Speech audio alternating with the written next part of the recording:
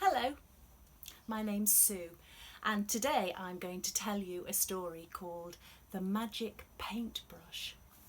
Now, I was never very good at art at school, but I always loved doing it, and I still like every now and then to do sketches or drawings of things or people, just because I like to spend time looking at something closely and thinking about how I relate to it, thinking about the shapes and the colour. One thing I do love doing is I love looking at art. I love looking at pictures and paintings, all sorts. I love those kind of paintings where you have no idea what they are. They're really abstract, but they make you think, or they make you feel something, or they give off a really strong emotion, or they're just very playful with colour.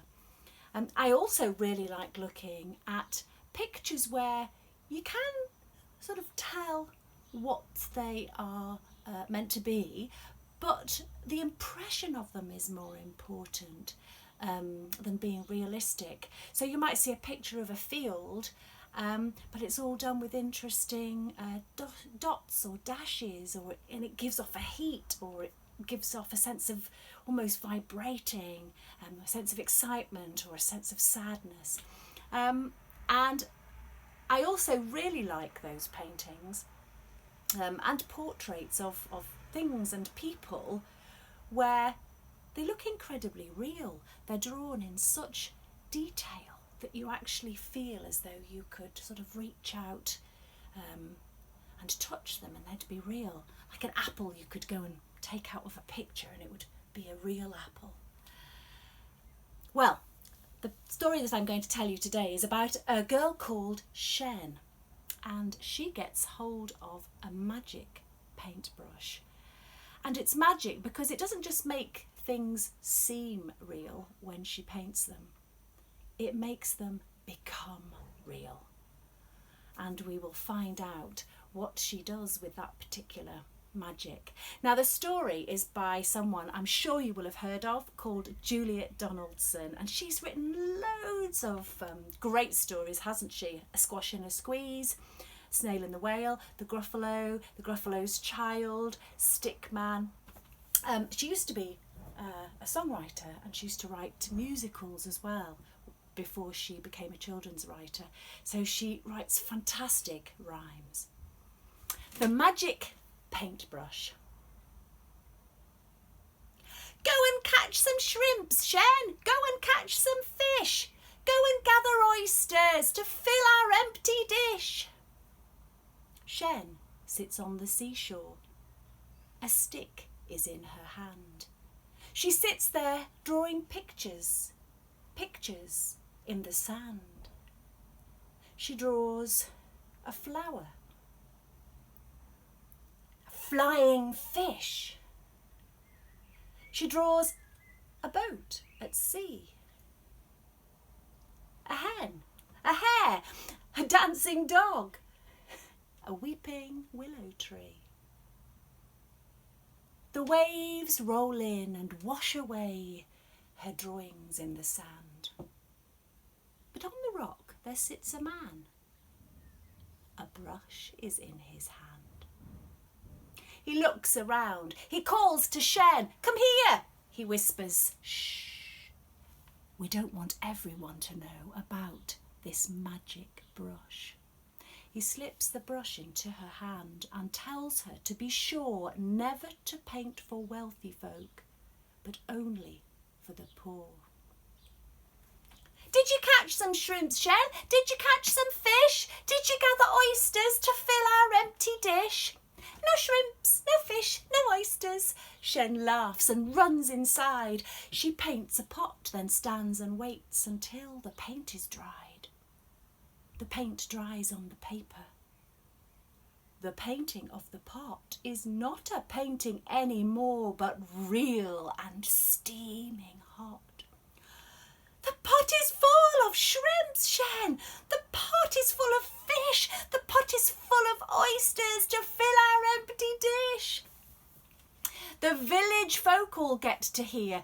Into the house they rush. Young and old all want to see Shen and her magic brush. She paints a melon for a boy, a ladder for a man, a basket for a woman, and for a girl, a fan. The news spreads far and wide, and soon people are in queues for blankets, boats and buffaloes, for hats and coats and shoes. The news spreads over fields of rice and over desert sands, until at last, in Shen's house, the powerful emperor stands. I order you to paint a tree and make it nice and big. Instead of leaves, paint golden coins, 100 on each twig. Shen shakes her head. Your Majesty, I promised to be sure never to paint for wealthy folk, but only for the poor. The emperor scowls and stamps his foot. He bellows to his men, seize the magic paintbrush and seize the girl called Shen. Now Shen sits in a prison upon a stone-cold floor. She waits until the emperor opens the prison door. He has the paintbrush in his hand. He orders, paint my tree. Paint my tree of golden coins, then I will set you free. Shen takes the brush and bowing low says, Gracious Majesty, come back in the morning and you shall have your tree. That night the emperor lies in bed dreaming about his tree, while Shen is busy painting a horse and then a key. The key turns in the prison door and Shen is free outside. She jumps upon the horse's back and swiftly starts to ride. Where are my coins? The emperor asks. Where is my golden tree? Where is the magic paintbrush? Who let the girl go free? He jumps upon his fastest horse and rides with all his men. Over the fields and desert sands they gallop after Shen. It's Shen! It's Shen! She's back again! The neighbours gather round, but Shen is busy painting while the distant hoofbeats sound. She paints a mighty river, a river deep and wide. The emperor and all his men stop on the other side.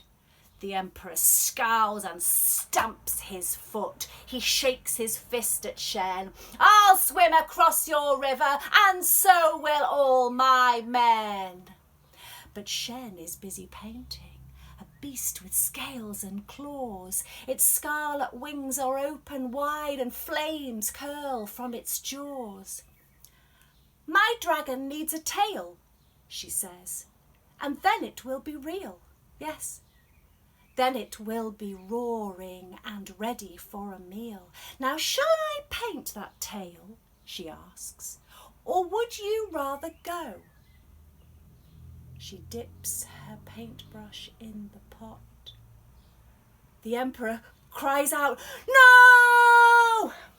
He turns his horse and rides away, and so do all his men. Shen picks up the paintbrush and starts to paint again. She paints a golden mound of rice and cakes like little moons and drums and flutes till all the streets are full of merry tunes. The sun goes down, the moon comes up and shines as bright as day, while Shen and all the villagers dance the night away. And that's the end of the story. I love stories, don't you, where ordinary folk outwit bullies or powerful, greedy people just by using kind of her good nature and a sense of kindness and a sense of knowing what's the right thing to do inside. She outwits that powerful emperor, doesn't she? Bye.